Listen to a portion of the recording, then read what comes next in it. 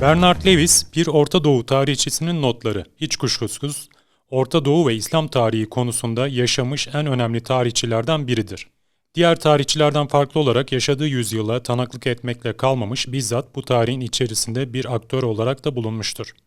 İngiliz Gizli Servisi'ndeki görevi nedeniyle İkinci Dünya Savaşı'nda ve ardından gönderildiği Orta Doğu'nun yeniden şekillenmesinde, Arap-İsrail Savaşı'nda, Afganistan'da, İran devriminde ve Irak'ın işgalinde tarihin bizzat aktörü olarak rol oynamıştır. Dolayısıyla bu kitap kişisel bir anlatı olmanın ötesinde tarihsel bir belge niteliği taşımaktadır.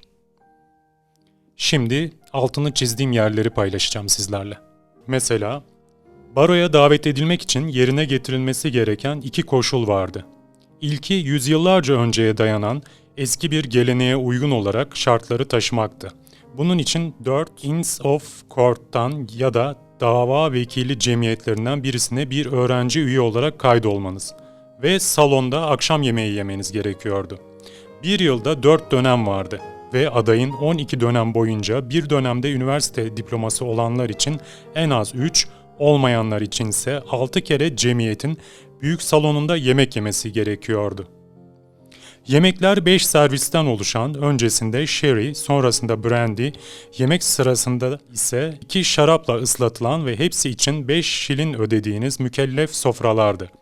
Bu geleneğin arkasında yatan fikir, yargıçların, dava vekillerinin ve öğrencilerin birlikte centilmenler gibi akşam yemeği yemeleri halinde mesleğin geleneklerinin ve etiğinin ve belki de biraz da hukuk bilgisinin bir tür toplumsal ve biraz da gastronomik bir osmoz yoluyla öğrencilere geçebileceğiydi.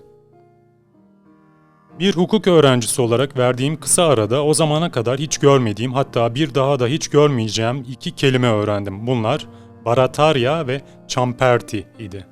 Her ikisi de o dönemin İngiliz hukukunda bir avukatın barodan atılmasına neden olacak hukuki görevi suistimal etmesi anlamına geliyordu. Baratarya'nın anlamı ciddiyetsiz davalarla mahkemenin zamanını çalmaktı.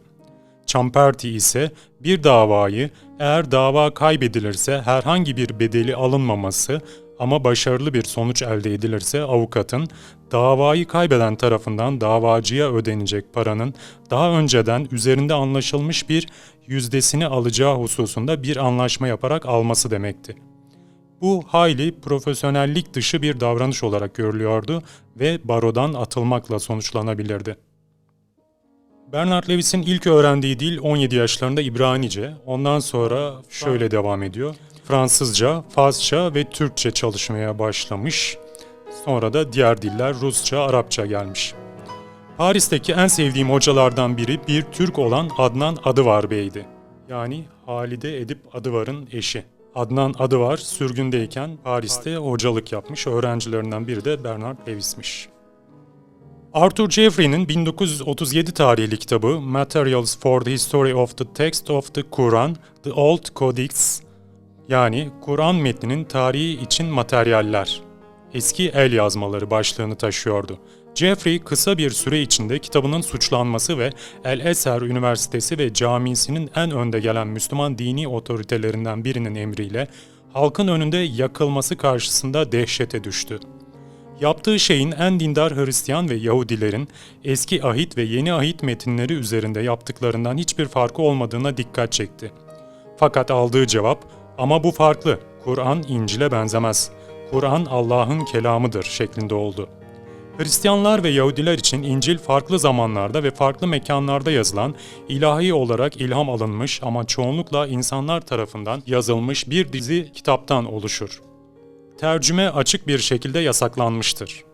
Hayatta kalan en eski Kur'an metinlerinin ilk biçimlerini toplayıp sunarak Profesör Jeffrey sadece haham ve papazların uzun bir süreden beri İncil için yaptıkları şeyi İslam kutsal metinleri için yapmaya, daha doğru ve anlaşılabilir bir metne ulaşmaya çalışıyordu. Müslümanların gözünde ise kutsal metinlerinin ilahiliğine ve ebediliğine dil uzatıyordu. İngiliz üniversitelerinde o zamanlar doktora sınavı Amerikan sisteminde olduğundan çok farklıydı. Amerikan üniversitelerinde en önemli mesele tezinizin danışmanınız tarafından kabul edilmesidir. Danışman onun bir jüriye gönderilmesini önerir ve gerisi formalite icabıdır. Britanya üniversitelerinde durum böyle değildir. Doktora tezi, tez danışmanınızın aynı üniversiteden bir profesörün ve farklı bir üniversiteden bir profesörün yer aldığı bir jüriye sunulmalıydı. Özel ders verdiğim ilk ders İslami Yakın ve Orta Doğu tarihi üzerine bir deneme dersi oldu. Sadece 4 öğrenci dersi almıştı. Bir Mısırlı, bir Filistinli Arap, bir Iraklı ve bir İranlı. Babam bunu duyunca şaşırmıştı. Orta Doğu tarihi mi öğretiyorsun? Evet. Afallamış bir sesle devam etmişti. Anlamıyorum. Neden Londra Üniversitesi Araplara Arap tarihi öğretmen için sana maaş ödesin ki? Bir başka soru daha vardı. Neden Araplar kendi tarihlerini çalışmak için İngiltere'ye gelmek istiyorlardı? Bu daha sonra yeniden karşıma çıkacak bir soruydu. 1939'da savaş patladığında tamamen bağımsız olan ve herhangi bir emperyal denetim, hakimiyet ya da varlıktan azade bulunan tek Arap devleti Suudi Arabistan'dı. Suudilerin o dönemde biri Londra'da, diğeri de Paris'te olmak üzere yurt dışında yalnızca 2 büyükelçilikleri vardı. Gariptir ki büyükelçilerin ikisi de Suudi değildi. Londra Büyükelçisi Hafız Vahba bir Mısırlı, Paris Büyükelçisi Fuat Hamza ise bir Suriyeliydi. Muhtemelen ilki İngilizce konuşma ve İngilizlerle uğraşma, diğeri ise Fransızca ve Fransızlar konusunda aynı yetenek ve deneyimi nedeniyle tercih edilmişti. İngiltere'de kilise ve devletin birbirlerinden yasal olarak ayrılması söz konusu değildir. Monark, yani yönetici, aynı zamanda kilisenin de başıdır. Piskoposlar parlamentonun üst kanadının üyeleridir ve okullarda, orduda ve diğer kurumlarda dua etmek programın önemli bir parçasıdır. Sonra Osmanlı arşivlerini incelemek için İstanbul'a geliyor. O konuda yazdığı şeyler şöyle. Arşivlerin dili yüzyıllar boyunca Osmanlı İmparatorluğu'nda kullanıla gelen Osmanlı Türkçesiydi. Temel olarak Türkçe, bir yapıya ve İngilizce'deki Latince, Yunanca ve Norman Fransızcası kelimelerin ağırlığına benzer şekilde Arapça ve Farsçadan alınmış engin bir kelime hazinesine sahipti. Osmanlı Türkçesi, Arapçada var olmayan bazı Türkçe sesleri göstermek üzere eklenmiş birkaç harfi de içeren Arap alfabesiyle yazılıyordu. Farklı belge türleri için ve farklı amaçlarla farklı yazı biçimleri kullanılıyordu. Yine Osmanlı arşivlerinde bu sefer kahve ile ilgili sözünü etmiş.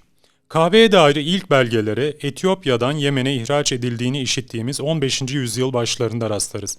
Kızıldeniz'in en güney ucundan her iki kıyı boyunca kuzeye doğru yayılmış ve sırasıyla Mısır, Suriye ve Türkiye'ye ulaşmış, burada da batılı seyyahlar tarafından keyifle keşfedilmiştir. Yemek tarihi zaman zaman şaşırtıcı ayrıntılar ortaya çıkarır. Örneğin İngilizlerin Turkey adıyla bildikleri kuş, Batı yarımküresine ait Amerika'nın keşfinden önce Doğu yarımküresinde bilinmeyen bir hayvandı. İngilizler bu garip kuşa akıllarına gelen en egzotik ülkeden esinlenerek Turkey adını verdiler. Yakın Doğu'ya daha aşina olan Fransızlarsa Hindistan'dan anlamına gelen Dinde kelimesini tercih ettiler. Zamanla Hindi Orta Doğu'ya getirildiğinde kimi yerlerde akıllara gelen en egzotik isim olan Babasi yani Habeş kuşu olarak adlandırıldı. Aslında bu kuşa Amerikan demek belki de daha doğru olacaktır. Ama o zamanlar insanlar ne bu isme ne de bu yere aşinaydı. Türk Demokrasisi başlığıyla bir yazısı var. Hayatımın en etkileyici deneyimlerinden biri o yıl gerçekleşti. O yıl Türk hükümeti başarısızlıkla çıkacağı serbest ve gerçekten adil bir seçim, 1950 seçimi düzenledi. Daha da dikkat çekici olan şu ki hükümet seçimlerden sonra sessizce ve gerektiği gibi çekildi ve iktidarı muzaffer muhalefete bıraktı. Bu Türkiye halkı ve hatta herhangi bir İslam ülkesi için tamamen yeni bir deneyimdi. Daha sonra olanları ancak katastrofik olarak niteleyebilirim. Seçimi kazanan partinin lideri olan Adnan Menderes, kısa bir süre içinde iktidarı kendi geldiği yolla bırakmaya dönük hiçbir niyeti olmadığını gösterdi. Bunu bir rejim değişikliği olarak gördü ve seçim süreciyle hiç alakası olmadığını düşündü. Türkiye halkı bunun farkına varmaya başladı. Menderes rejiminden yıllarca sonra Ankara'daki Siyasal Bilgiler Fakültesi salonunda oturduğumu canlı bir şekilde anımsıyorum. Farklı siyasi kurum ve biçimlerin tarihi üzerine tartışıyorduk. Profesörlerden biri aniden Türkiye'de demokrasinin babası Adnan Menderes'tir dedi. Diğerleri şaşkınlık içinde etraflarına bakınmaya başladılar. Adnan Menderes Türk demokrasisinin babası mı? Ne demek istiyorsun? Dedi profesör. Demokrasinin anasını düdükledi. Britanya İmparatorluğu'nda diğer pek çok imparatorluğun aksine imparatorluk yetkilileri eğitim ve özellikle de yüksek öğretime büyük önem verirlerdi. Amaç Britanya sömürgelerinin her birinde en azından bir üniversite bulunması ve bu üniversitelerde insanlara tarih, özellikle de kendi ülkelerinin tarihinin öğretilmesi için zaman ve emek harcanmasıydı. Fransız tarihinin öğretildiği Cezayir'deki Fransız Üniversitesi'ydi. Batı Afrikalılar için açılan okullarda tarih kitapları "Atalarımız Galyalılar" diye başlıyordu. Sudan'la ilgili yazısında şöyle bir konu dikkatimi çekti. Renk meselesine dair klasik olarak nitelenebilecek Arap algısı milattan sonra 10. yüzyılın başlarında İbn el-Fakih adında bir Arap yazar tarafından yalın bir şekilde ortaya konmuştu. Ona göre ideal renk Irak halkının rengiydi. En münasip ve hakiki renk olan soluk kahverengi. Onlar rahimde tam kıvamında pişirilmiş olanlardır. Slav kadınlarının ya da benzer bir açık renge sahip olanların rahimlerinden düşmüş çocuklar gibi sarı, deve tüyü renginde ağarmış ya da cüzamlı arası bir renkle doğmazlar. Rahimde Etiyopyalılar ya da onlara benzeyen diğer siyahlar gibi siyah, bulanık, pis, leş kokulu ve kıvırcık saçlı doğacak şekilde yanına kadar fazla da pişirilmemişlerdir. Iraklılar ne az pişirilmiş ne de yanmış bir kabuktur. Bu ikisinin arasındadır. Yahudiler 1290 yılında çıkarılan bir yasayla İngiltere'den sürülmüşler ve 1656'da Oliver Cromwell bir cemaat ve sinagog kurmaya ilişkin bir Yahudi teklifini kabul edinceye kadar da tekrar kabul edilmemişlerdir. 19. yüzyılın ortalarında Rothschild ailesinin bir üyesi Londra şehrinden liberallerin adayı olmuş ve seçilmiş, parlamentodaki koltuğunu almaya gitmiş ve Kamara'nın rahibi ona yemini ettirmeye çalışmış. Rothschild özgün olduğunu ama bir Yahudi olarak bir Hristiyanın gerçek imanı üzerine yemin edemeyeceğini söylemiş. Rahip de bunu Kamara'ya sunmuş. Kamara tartışmış ve yemin edemeyeceğinden seçimin geçerli olmadığına ve bu nedenle bir ara seçim yapılması gerektiğine karar vermiş. Britanya sisteminde eğer bir koltuk herhangi bir nedenle boşa düşerse bir sonraki genel seçimin beklenmesi gerekmez ve bir aday gösterme yetkisine sahip herhangi bir kişi de yoktur. Sadece o bölgede bir ara seçim yapılır. Böylece ara seçime gidilmiş ve Rothschild yeniden aday olmuş ve yeniden kazanmış. Aynı şey ikinci kez tekrarlanmış. Seçim geçersiz ilan edilmiş ve üçüncü kez seçim yapılmış. Rothschild'in üçüncü kez seçilmesinin ardından Avam Kamerası seçmenlerin isteklerini gerçekten görmezden gelemeyeceğine karar vermiş ve sadakat yeminindeki sözleri değiştirmiş. O günden sonra Yahudilerin Kamera'ya üye olarak seçilmeleri mümkün hale gelmiş. Rothschild koltuğuna 1858'de oturmuş, seçildiği bölge olan Londra şehri kuşkusuz bir Yahudi şehri değildi. Filistin. Filistin ismi ülkeye ilk olarak 2. yüzyıldaki Bar Kokhba isyanının bastırılmasının ardından Romalılar tarafından verilmişti. Romalılar bu belalı halkla yeteri kadar uğraştıklarına ve onlarla başa çıkmanın tek yolunun onları yok etmek olduğuna karar vermişlerdi. Yahudi halkının büyük bir kısmı başka yerlere sürüldü. Başkentleri Kudüs'ün ismi Aelia olarak değiştirildi ve ülke Palestina ya da Siriya-Palestina olarak adlandırıldı. Suriye'nin asırlar önce artık çoktan yok olmuş Filistinliler tarafından iskan edilmiş kısmı. Bu şekilde Yahudi halkı ile kadim anavatanları arasındaki her türlü bağlantının silinmesi ümit ediliyordu. Filistin 1. Dünya Savaşı'nda Britanya tarafından ele geçirilmesiyle birlikte artık Britanya İmparatorluğu'na bağlı ve Milletler Cemiyeti tarafından kabul edilmiş bir mandaydı. İlginç olan şu ki Britanya mandası döneminde yani 1948'e kadar Filistin ve Filistinli terimleri esas olarak Araplar tarafından değil Yahudiler tarafından kullanılıyordu. 1948'de Britanya mandasının sona ermesini takip eden savaşın ardından manda altındaki Filistin'in büyük bir kısmı kadim İsrail ismini benimsemeye karar veren Yahudilerin elinde kaldı. Çok da dikkate değer olmayan kalan kısmı ise komşu Arap devletlerinin Mısır, Suriye ve en önemlisi de Ürdün eline geçti. Bu devletlerin hiçbirinde yöneticiler ayrı bir Filistin entitesi yaratmaya yönelik adımlar atmadı. Suriye işgali altındaki bölgeyi tarihsel Suriye'nin bir parçası olarak görerek düpedüz ilhak etti. Daha dikkatli olan Mısırlılar işgal altındaki bir toprak olarak ellerinde tuttular ve hatta kısa bir süre bir yerel otorite kurmayı deneseler de bu çabadan vazgeçtiler.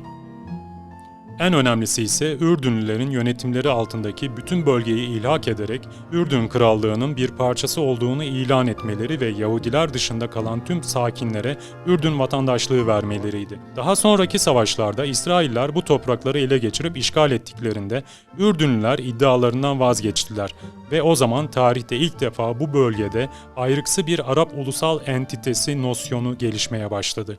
Bu entiteyi adlandırmak için Filistin ismi benimsendi. Arap ülkelerine yaptığım ziyaretler sırasında hep aynı argüman dizisini duydum. Zamanımız var, sabrımız var, tarih bizim yanımızda, Haçlılardan kurtulduk, Türklerden kurtulduk, Britanyalılardan kurtulduk, sırası gelince Yahudilerden de kurtulacağız. Bunu o kadar sık duymuştum ki, sonunda bir grup arkadaşla otururken sanırım Ürdün'deydi. Affedersiniz ama yanlış anlamışsınız dedim. Ne demek istiyorsun, olan bu dediler. Pek de değil. Türkler Haçlılardan kurtuldu, Britanyalılar Türklerden kurtuldu, Yahudiler de Britanyalılardan kurtuldu. Buraya bir sonra gelenin kim olacağını merak ediyorum. Medeniyetler çatışması. İnsanlar nasıl ki birbirleriyle konuşmak için farklı diller icat etmişlerse, Tanrı ile konuşmak için de farklı dinler icat etmişlerdir. Ve Tanrı hepsini anlar. Belki hepsini eşit derecede değil ama hepsini anlar. Yengici dinlerin takipçileri ise bunun aksine Tanrı'nın insanlığa yönelik nihai mesajının şanslı alıcıları olduğuna inanırlar. Görevleri Yahudilerin ya da Budistlerin yaptığı gibi bu mesajı bencilce kendilerine saklamak değil, insanlığın geri kalanına da yaymak ve bu esnada karşılarına çıkabilecek bütün engelleri ortadan kaldırmaktır. Bu türde iki din vardır: Hristiyanlık ve İslam. Ortak tutumlarını ise şu formül özetlemektedir: ben haklıyım, sen haksızsın, cehenneme git. Her iki din de küresel bir rol oynamış ve günümüze kadar rekabet halinde ola gelmiştir. Mesajları yalnızca kendi dinlerinin sizi kurtuluşa götüreceğidir. Eğer onu kabul ederseniz kurtulursunuz. Eğer etmezseniz o halde sizin dininiz ya eksik ve tahrif edilmiş ya da yanlıştır. Eğer daha önceki bir dinse eksik ve tahrif edilmiş, sonraki bir dinse yanlıştır. Tanrı'nın insanlığa sunduğu nihai kurtuluşun şanslı alıcıları olduklarına inananlar için daha eski bir dine inananlar miadını doldurmuş bir inanca sahiptirler. Ama yine de gerçeğin kimi öğelerini muhafaza edebilirler. Yahudilere yönelik klasik Hristiyan algısı böyleydi. Hem Yahudilere hem de Hristiyanlara yönelik geleneksel Müslüman bakış açısı da hala böyledir. İslam'ın kurucu anlatısında, Kur'an'da ve peygamberin yaşam öyküsünde Hristiyanlara, Yahudilere nazaran daha olumlu yaklaşılır. Çünkü peygamber onlarla hiç doğrudan ve düşmanca bir karşılaşma yaşamamıştır. İslam'ın daha sonraki evrelerinde ise bu tutumlar tersine dönmüştür. İlk olarak Yahudiler, Müslümanlar tarafından çok tanrılığın bir biçimi olarak görülen baba, oğul, kutsal ruh üçlemesini benimsemezler. Müslümanlar tarafından bir tür şirk olarak görülen İsa'nın tanrısallığını da kabul etmezler. Daha da önemlisi, Hristiyanların aksine Yahudiler küresel bir rakip değildirler ve çeşitli zamanlarda ve çeşitli şekillerde faydalı bile olmuşlardır. Peygamberin takipçileri eskiden Hristiyan olan İran, Irak, Suriye, Filistin, Mısır ve Kuzey Afrika ülkelerini fethettiler ve Sicilya ile İspanya'yı da fethedip Fransa'yı işgal ederek Avrupa'yı istila ettiler. Birkaç yüzyıl sonra Hristiyanlar İspanya, Portekiz ve Sicilya'yı yeniden fethetmeyi başarsalar da Kuzey Afrika'yı ele geçirmekte ve Haçlı seferleri olarak bilinen kaybedilmiş kutsal toprakları yeniden Hristiyanlığa kazandırma çabalarında başarısız oldular. Müslümanların ikinci saldırısı Osmanlıların Orta Doğu'da yeni bir imparatorluk yaratmalarıyla başladı. Kadim Hristiyan şehri Konstantinopolis'i fethedip Avrupa'yı istila ettiler. Müttefikleri Kuzey Afrika kıyılarında iş gören Berberi korsanlar, İzlanda'ya kadar Hristiyanlığın kıyılarını yağmaladılar ve yüz binlerce Hristiyanı Cezayir'deki ya da Kuzey Afrika'nın başka bölgelerindeki köle pazarlarında satılmak üzere kaçırdılar. Bu aşama da mağlubiyetle sonuçlandı. Osmanlı İmparatorluğu'nun gerilemesi ve Birinci Dünya Savaşı sırasındaki çöküşünü Avrupalı emperyal güçlerin Britanya, Fransa, Rusya ve daha az ölçekte Hollanda ve İtalya'nın İslam topraklarına doğru yayılması takip etti. Bu hakimiyet 2. Dünya Savaşı'nın ardından sona erdi ve şu an olup bitmekte olan şey kimileri tarafından Müslümanların ilahi olarak belirlenmiş Tanrı'nın hakikatini ve nihai kurtuluşu tüm insanlığa getirme misyonlarını tamamlamaya yönelik 3. girişimleri olarak görülüyor. Ama bu sefer istila ve fetihle değil, göç ve demografi yoluyla. Bir süre İslam dünyası Batı'ya karşı muhalefeti söz konusu olduğunda bile kimliğini ve sadakatini, hoşnutsuzluklarını ve tutkularını Batılılar gibi algılayarak Batılılaşıyor gibi gözüktü. Ama 20. yüzyıl ilerledikçe bu değişmeye başladı ve giderek daha fazla İslami kimlik ve sadakat işaretleri ortaya çıktı. Bunların en önemlilerinden biri, Mısır'da Hasan el-Benna isimli eski bir Arapça öğretmenin tarafından kurulan Müslüman Kardeşler adıyla bilinen örgütün gelişimiydi. Müslüman kardeşler toplumsal, dini ve eğitsel çalışmalarla başlayıp ilk önce iktisadi, sonra ise siyasi faaliyetlere doğru yayıldı. Mısır'daki Britanya varlığını meşrulaştıran 1936 tarihli İngiliz-Mısır Anlaşması'na etkin bir şekilde karşı çıktı. Daha sonra da hem İngiliz hem de Siyonist yönetime karşı Filistinli Arapların davasını destekledi. 1948 yılında Arap ordularıyla birlikte İsrail'e karşı savaşmak üzere gönüllüler gönderdi ve o günden bu yana da kamusal meselelerde az ya da çok rol oynadı. O dönemdeki Mısır Başbakanı Nukraşi Paşa örgütü dağıttı ve mallarına el koydu. Paşa örgütün bir üyesi tarafından 1948 yılında suikaste uğradı ve bundan kısa süre sonra Müslüman kardeşlerin lideri Benna'da hala karanlıkta kalan bir takım olaylar sonucunda öldürüldü. Müslüman kardeşler bir süre gizli bir örgüt olarak faaliyet gösterdi. 1951 Nisan'da Mısır'da yeniden yasallaşsa da herhangi bir gizli ya da askeri faaliyete bulaşmalarına resmi olarak izin verilmedi. Örgüt, Süveyş Kanalı bölgesinde Britanya birliklerine karşı girişilen eylemlerde yer aldı ve öyle gözüküyor ki Mısır'da 1952 yılında iktidarı ele geçiren Hür Subaylar adı verilen grupla da ilişkileri vardı. Bundan sonra Mısır'ın yöneticileriyle ilişkileri zor ve kimi zaman açık bir şekilde düşmanca evrelerden geçti. Medya. Pek çok kez gazetecilere ya da başka kişilere pek çok ülkede mülakat verdim. Bu mülakatlar genel olarak iki ayrı kategoriye giriyordu.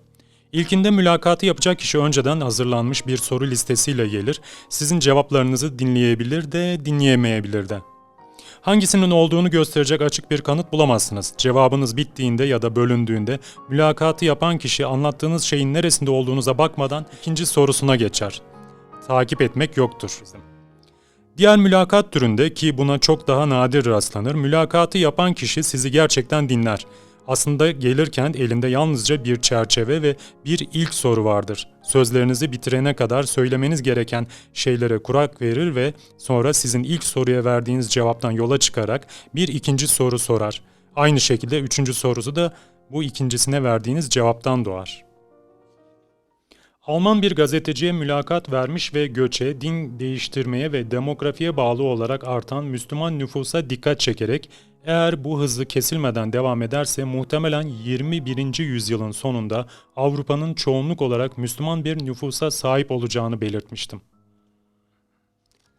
Arap yayılması 8. yüzyılda başlamış ve İspanya, Sicilya, Portekiz ve hatta Güney Fransa'ya doğru genişlemiştir. İslam'ın İspanya'daki son tutunma noktası olan Granada 1492 yılında düşmüş ve böylece ilk İslam yayılması sona ermiştir. Bu sırada ikinci İslam yayılması Türklerin ilerlemesi ve 1453 yılında Hristiyan Konstantinopolis şehrinin ele geçirilmesiyle çoktan başlamış durumdadır. Ve bunu Güney Avrupa ve hatta Orta Avrupa'nın bazı kısımlarının fethiyle Britanya adaları ve İzlanda'ya kadar ulaşan korsan akımları takip etmiştir. Bernard Lewis Paris'te bir yargılama süreci yaşıyor. Onunla ilgili anıları şöyle. Türkiye'de 1952 yılında NATO'ya üye olunca Ruslar hiç de şaşırtıcı olmayan bir şekilde bunu Sovyetler Birliği'ne yönelik büyük bir stratejik tehdit olarak gördü. Gerçekten de Müslüman bir Türk Cumhuriyeti'nin Karadeniz ve Kafkaslar bölgesinde bir NATO üyesi olarak varlığı onlar için hem içeride hem de dışarıda sorunlar çıkartabilirdi. Bu nedenle Sovyetler her zaman yaptığı gibi Türklere önce içeride, sonra uluslararası arenada sorun çıkararak karşılık verdi. Önce bilindik içerideki muhalefeti cesaretlendirme ve harekete geçirme yöntemine başvurdu. Türkiye'de bu, Türkler ve Kürt etnik azınlıklar arasındaki sol kanat unsurlar anlamına geliyordu. Sovyetler aynı zamanda dışarıda özellikle de Birleşik Devletler'de de Türklere sorun çıkarmaya çalıştı. Burada da Türk karşıtı güçleri harekete geçirmeyi deneyip ilk olarak Birleşik Devletler'deki hatırı sayılır Ermeni cemaatine yöneldi. Söylemeye çalıştığım şey Ermeniler sarsıcı kayıplar yaşamış olsalar da Holocaust'la yapılan karşılaştırmanın yanıltıcı olacağıydı. Holocaust, soykırım demek. Biri silahlı bir isyandan, bugünlerde Ulusal Kurtuluş Mücadelesi adını verdiğimiz bir hareketten doğmuştu. Birinci Dünya Savaşı'nın sunduğu fırsatı değerlendiren Ermeniler, Türkiye'nin savaş halinde olduğu iki ülkeyle, Britanya ve Rusya ile ittifak halinde Türk efendilerine karşı ayaklanmışlardı. Doğudaki ve Kilikya'daki Ermeni isyanları başlangıçta kimi başarılar kazanmış ama sonunda bastırılmış ve Kilikya'da sağ kalan Ermenilerin sürülmesi emredilmişti. Mücadele ve sonrasındaki tehcir sırasında çok sayıda Ermeni öldürülmüştü. Yahudilerin önce Almanya'da sonra da Alman işgali altındaki Avrupa'da boğazlanmaları farklı bir meseleydi. Silahlı ya da silahsız bir ayaklanma yoktu. Bilakis Almanya Yahudileri ülkelerine büyük bir sadakat duyuyorlardı. Onlara yönelik saldırı tamamen ve sadece sözde ırksal kimlikleriyle tanımlanmış ve din değiştirmiş Yahudilerle kısmen Yahudi soyundan gelen insanları da kapsamıştı. Yerel ya da bölgesel değildi. Alman yönetimi ya da işgali altındaki bütün bölgelere yayılmıştı ve amacı onları tamamen yok edilmeleriydi. Bu nedenle ilk fark Ermenilerin bir silahlı ayaklanmaya katılmış olmalarıydı. Yahudilerin ise bu olmadan sadece kimlikleri nedeniyle saldırıya uğramalarıydı. İkinci fark ise Ermenilerin uğradığı zulmün büyük oranda tehdit altındaki bölgelerle sınırlı olması. Osmanlı İmparatorluğu'nun diğer kısımlarındaki, özellikle de büyük şehirlerdeki Ermenilerin az ya da çok zarar görmeden kalmasıydı. Siyaset ve Irak Savaşı. Saddam Hüseyin 1990 yılında saldırıp Kuveyt'i işgal ettiğinde Birleşik Devletler uluslararası toplumun da desteğiyle bir şeyler yapılması gerektiğine karar verdi. Ülkedeki neredeyse her Orta Doğu uzmanı Washington'a davet edildi ve kendilerine durumla ilgili fikirleri soruldu. Değerlendirme ve önerilerimin danıştıkları diğer uzmanların neredeyse tümününkilerden kökten farklı olduğu sonucuna varıyorum. Türkiye Cumhurbaşkanı Turgut Özal ile kısa bir süre önce yaptığım bir konuşma sonucunda daha da kuvvetlenen farklı bir görüşüm vardı. Onlara savaşın hızlı, ucuz ve kolay olacağını düşündüğümü anlattım. Özal ve ben birlikte bir akşam geçirmiştik. Onunla tanıştığımız yüksek bir makama gelmesinden çok daha öncesine denk uzanıyor. Ve aramızdaki sohbet bir devlet başkanı ile bir yabancı misafir arasında olması bekleneceğinden çok daha rahattı. Pek çok şey hakkında konuşmuştuk. Ve sonra konu kaçınılmaz olarak Irak'taki krize gelmişti. Saddam Hüseyin Kuveyt'e saldırmış ve bu ülkeyi işgal etmişti. Ve Başkan Bush ise hala ne yapması gerektiğini düşünüyordu. Turgut Özal birkaç ay önceki Washington ziyaretimi hatırlıyor musun dedi. Birlikte öğlen yemeği yediğimiz için hatırlıyordum. Başkanınız ile konuştum. İkircikli bir karaktere sahip ama sanıyorum bu sefer kararını vermiş. Bir savaş çıkacak dedi ve ekledi. Çıktığında da hızlı, ucuz ve kolay olacak. Bu şaşırtıcıydı. Sizi böyle düşündüren nedir diye sordum. Bunun üzerine gizemli bir Türk gülümsemesiyle komşularımızda neler olup bittiğini bilmek isteriz dedi. Diğer bir deyişle iyi bir istihbaratları vardı. Sana bir örnek vereyim dedi. Hafta geçmiyor ki subaylar da dahil olmak üzere pek çok Irak askeri sınırımıza geçip sığınma talebinde bulunmasın. Savaş başlamadan önce subayların kaçtığı bir ordunun durumu iyi değildir. Katılmak durumundaydım. Sonra savaş çıkarsa bizim yanımızda yer alır mısınız diye sordum. Tabii ki dedi. Neden diye sorabilir miyim dedim. Yeniden gizemli bir Türk gülümsemesiyle 1945 Şubat'ında mihver devletlerine savaş açmamızla aynı nedenden. Kavga bittiğinde ve konuşmalar başladığında galip tarafın masasında olmak isteriz ve orada misafir listesinde olmak isteriz, menüde değil diye cevap verdi. Irak'ta daha sonra olanlarla ilgili olarak görüşlerime başvurulmadı ve bunların akıllıca yönetildiğini düşünmüyorum. Saddam Hüseyin adam akıllı yenilmişti ama galip Amerikalılar ona sıra dışı bir nezaketle davrandılar. Gerçek durumu yansıtan bir mağlubiyet ve teslimiyet resmi yerine karşılıklı bir ateşkes yanılsamasını benimseyip yaymasına izin verildi. Hatta bu cesaretlendirildi. Daha kötüsü de yoldaydı. Birleşik Devletler, Irak'ın mazlum halkına tirana karşı ayaklanma çağrısında bulunmuştu ve halkın bir kısmı, özellikle de Kürtler ve Şiiler bu çağrıya uymuşlardı. Galip Amerikalılar şimdi arkalarına yaslanıp Saddam'ın elinde tutmasına izin verilen devrim muhafızlarını bu iki grubun üzerine acımasız bir intikam harekatı için göndermesini seyrettiler. Doğal olarak bu bir sonraki sefer için cesaret kırıcı bir etkide bulunacaktı. İstihbarat ve siyasetin tamamen ayrı tutulmasını öngören Britanya ilkesini tatsız bir şekilde yeniden hatırlamak zorunda bırakıldım. İstihbaratla uğraşan kişiler bilgi sağlarlar ama hiçbir öneride bulunmazlar. Böylece siyasetle uğraşanlar sadece olguları edinir ve cilalanmamış bilgiyi kullanarak karar alırlar. Kaçınılması amaçlanan tehlike, bilginin belirli bir siyaset hattı ve eylem biçimini desteklemek üzere seçilip sunulmasıdır. Bu kuvvetler ayrılığı, etkili demokrasinin önemli bir parçasıdır ve zedelenmesi tehlikeli olabilir. Arap Baharı ya da hoşnutsuzluğun kışı. 2011 Ocak'ında Tunus'ta genç bir işportacı kendisini ateşe verdi ve Arap halklarının adaletsizliğe karşı öfkesinin kitlesel şekilde ifade edilmesinin kıvılcımını yaktı. Protestolar oradan Mısır'a, Yemen'e, Umman'a, Bahreyn'e, Ürdün'e, Suriye'ye yayıldı ve diğer Orta Doğu devletlerinde de belirli aralıklarla kendini gösterdi. Huzursuzluğun ilk olarak kadınların kamusal yaşamda önemli bir rol oynadıkları tek Arap ülkesi olan Tunus'ta ortaya çıkması bir tesadüf değildi. Arap dünyasının geleceğinin belirlenmesinde kadınların hayati bir rolü olacak. Tamamen özgür bir seçime bu tür bir şeyin olabileceğini varsayarak güvenmiyor ve bundan kaygı duyuyorum. Çünkü dini partiler çok önemli bir üstünlüğe sahipler. İlk olarak imam ve cami vasıtasıyla başka hiçbir siyasi grubun eşit olmayı umamayacağı bir iletişim ağına sahipler. İkincisi, tanıdık ve yerli bir dil kullanıyorlar. Batı demokrasisinin dili büyük ölçüde yeni tercüme edilmiş durumda ve kavramlar genel nüfus tarafından kısa sürede kavranabilir düzeyde değil. Batı tarzı seçimlere doğru ani bir girişim bölgenin sıkıntılarını bir çözüm olmaktan ziyade sorunun tehlikeli bir şekilde şiddetlenmesine neden oluyor. Ve İslami hareketlerin bu yanlış hareketi sömürmeye hazır olmalarından korkuyorum. Tamamen özgür ve adil seçimlerde Müslüman partilerin kazanma şansları çok yüksek. Daha iyi bir gidişat, demokrasinin genel seçimler yoluyla değil de sivil toplum vasıtasıyla ve yerel kurumların güçlendirilmesiyle tedrici gelişimi olacaktır.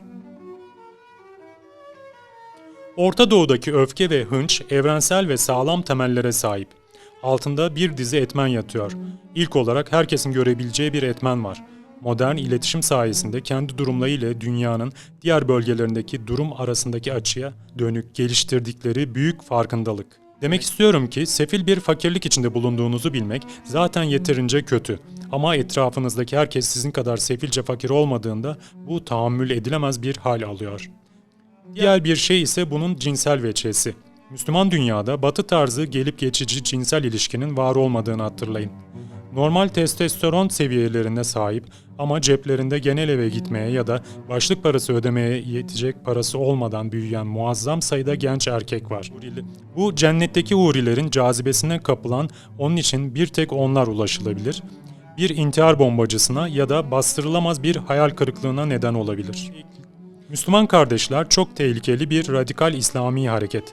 Eğer iktidara gelirse sonuçları Mısır için felaket olabilir. Kendi istatistiklerine göre tüm Arap dünyasının toplam ihracatı fosil yakıtlar dışarıda tutulursa küçük bir Avrupa ülkesi olan Finlandiya'nınkinden bile daha az. Er ya da geç petrol çağı sona erecek. Petrol bir enerji kaynağı olarak ya tükenecek ya da yerini başka bir kaynağa bırakacak. Ve ondan sonra kelimenin tam anlamıyla ellerinde hiçbir şey kalmayacak. Bu insanların neye savunduklarını tarif etmek kolay değil. Neye karşı olduklarını tarif etmekse çok daha kolay. Eğer Orta Doğu'nun tarihine ve siyasi yazınına bakarsanız keyfi ve tiranca yönetime tamamen karşı olduğunu görürsünüz. İslami gelenek her zaman istişare üzerinde ısrar etmiştir. Bu sadece bir Kur'an meselesi değildir. Örneğin Fransız devriminden birkaç yıl önce Fransa'nın Türkiye'nin sultanına gönderdiği elçinin raporlarında dikkat çekici bir ifade vardır. Hükümeti Fransız elçisine Türk hükümetini bir takım müzakerelere zorlamasını emretmiştir. Fakat elçi çok yavaş ilerleme kaydetmektedir. Paris öfkeyle "Neden bir şey yapmıyorsun?" diye sorar. Elçi, burada işlerin kralın tek efendi olduğu ve ne istiyorsa onu yaptığı Fransa'daki gibi olmadığını anlamaları gerektiğini cevabını verir. Burada sultan yüksek makam sahiplerine danışmak zorundadır. Emekli olmuş sabık yüksek makam sahiplerine danışmalıdır. Tüccarlara, loncalara ve tüm diğer gruplara danışmalıdır. Batı dünyasında insanlar piyasada para kazanıp bunu siyasi nüfus ya da erişim elde etmek için kullanırlar. Orta Doğu'da geleneksel uygulama iktidar elde etmek ve bu iktidarı para kazanmak için kullanmaktır. Kitabın son sayfalarında Bernard Lewis'in ailesiyle ve görev yaptığı ülkelerde tanıştığı devlet liderleriyle fotoğrafları var. Bir fotoğrafta da Turgut Özal'la bir davette birlikteler. Bernard Lewis'in Tarih Notları adlı kitabından bazı bölümler paylaştım size. Gördüğünüz gibi kitap sadece anılardan, hatıralardan oluşmuyor. Gezdiği ülkelerde ve tanıştığı insanlarla anılarından söz ederken hem o günkü bazı olaylardan söz ediyor, bu olaylardan söz ederken o ülkenin ya da o insanların bakış açılarını, yaşadıkları sorunların nedenlerini anlayabileceğimiz şekilde bazı konulara ışık tutuyor. Ve bugün Orta Doğu'da ya da başka yerlerde yaşanan şeylerin de nedenlerini, tarihini anlayabiliyoruz. Dinlediğiniz için teşekkürler.